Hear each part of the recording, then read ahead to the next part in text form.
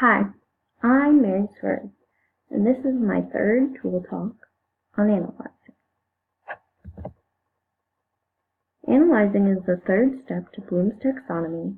It is vital for people to be able to step back and understand what they have done. For this, you will need a tool that gives you a way to see work both as a whole and its individual parts to be analyzed. Trello is the perfect tool to help analyze data. It's free, and it helps you lay out your project so you can visualize what you have done or doing, and it's used by many big names like Google and National Geographic. Trello is easy to use.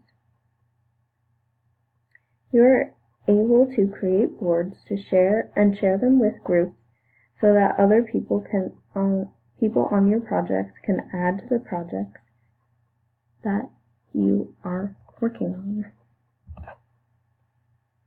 The boards are made of lists where you can log terms or the steps you took to complete your project.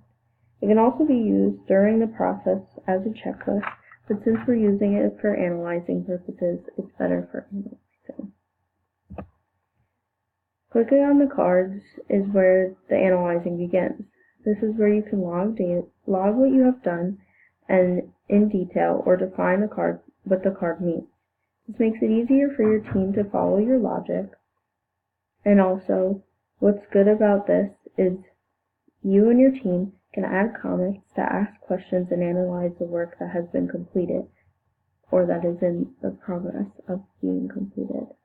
It's better to have an open dialogue so each person will be able to understand, and in turn you will understand what you have done better than you did when you were doing it.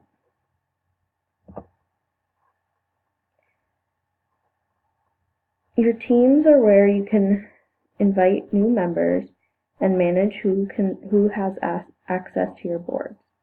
You can also have your team have access to multiple boards so you can analyze and compare the projects that you have been working on. As you can see, Trello is easy to use and great when you want to see the big and little picture. So, if you need to analyze something, I suggest you get Trello.